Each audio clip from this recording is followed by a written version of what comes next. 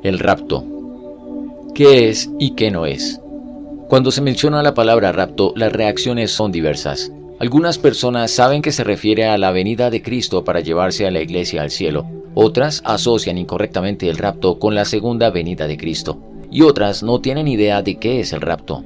La confusión prevalece principalmente porque muchas iglesias rara vez enseñan el tema hoy en día o carecen de claridad bíblica cuando lo hacen. El rapto de la iglesia es una doctrina importante en las Escrituras y nos corresponde a nosotros como cristianos entender el significado de este importante evento profético. El rapto definido.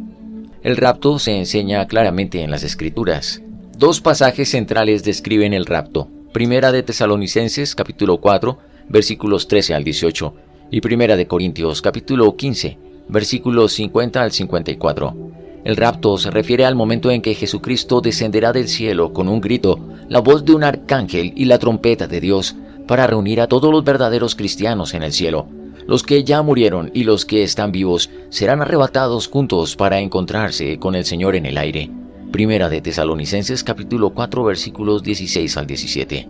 El acontecimiento ocurrirá de repente, sin señales proféticas ni advertencias. Cuando seamos transportados al cielo, seremos transformados físicamente en un abrir y cerrar de ojos para recibir cuerpos glorificados que nos prepararán para la vida en la eternidad.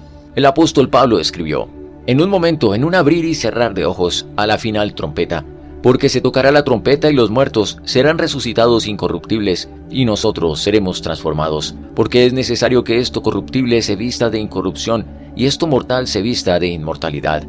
Primera de Corintios capítulo 15, versículos 52 y 53. Nuestra naturaleza pecaminosa, corruptible, será erradicada instantáneamente y experimentaremos la perfección en cuerpo, alma y espíritu.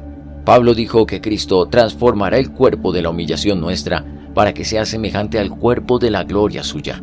Filipenses capítulo 3, 21. El cuerpo de cada creyente será remodelado en una forma resucitada, pero aún reconocible, como lo fue el cuerpo de Cristo. El apóstol Juan nos aseguró que seremos semejantes a él. Primera de Juan capítulo 3, versículo 2. ¿Cómo era Cristo en su cuerpo resucitado? Podía aparecer y desaparecer. Lucas capítulo 24, versículo 31. Y podía caminar, hablar, comer y ascender al cielo. Juan capítulo 21, versículos 21 al 25. Hechos capítulo 1, versículo 11. Los distintivos del rapto. Muchos cristianos asocian el rapto con la segunda venida de Cristo. Esto es un error porque estos eventos son distintos entre sí y es importante entender las diferencias. Primero, en el rapto los creyentes se encuentran con Cristo en el aire. Primera de Tesalonicenses capítulo 4, versículo 17. En la segunda venida de Cristo a la tierra no se produce ningún encuentro. Zacarías capítulo 14, versículo 4. Segundo, en el rapto solo los creyentes nacidos de nuevo verán a Cristo venir. Juan capítulo 14, versículo 3. En la segunda venida todo el mundo lo verá. Mateo capítulo 24, versículo 30. Apocalipsis capítulo 1, versículo 7. Tercero, en el rapto los creyentes son llevados al cielo. Juan capítulo 14, versículo 3. Los incrédulos permanecen en la tierra para soportar la tribulación. En la segunda venida, los creyentes regresan a la tierra con Cristo para entrar en el reino milenial. Mateo capítulo 25, versículo 34. Los incrédulos que sobrevivan a la gran tribulación nunca entrarán en el reino. Serán purificados y arrojados al fuego eterno. Cuarto, en el rapto Cristo regresa por su iglesia. Primera de Tesalonicenses capítulo 4, versículo 17. En la segunda venida, su iglesia regresa con él para gobernar en la tierra durante el reino milenial. Apocalipsis capítulo 19, versículo 14. Quinto, el rapto es inminente. No debe haber señales ni acontecimientos que lo preceden. Muchas señales y acontecimientos ocurrirán antes de la segunda venida de Cristo. Mateo capítulo 24, versículos 4 al 30. Sexto, la gran tribulación, cuando Dios desate su ira sobre la tierra, no afectará a los creyentes porque ya habrán sido arrebatados. Primera de Tesalonicenses capítulo 5, versículo 9. La gran tribulación atormentará a los incrédulos, todos los cuales quedarán en la tierra. Apocalipsis capítulo 6, versículo 18. Séptimo, aunque la iglesia se menciona 19 veces en los primeros 3 capítulos del libro de Apocalipsis, no se la vuelve a mencionar hasta Apocalipsis 22. En otras palabras, las escrituras no mencionan la palabra iglesia cuando se refieren a la ira de la tribulación de Dios en Apocalipsis capítulo 6, versículo 18. Pero sí hablan de los incrédulos y de cómo sufrirán y morirán. La liberación del rapto.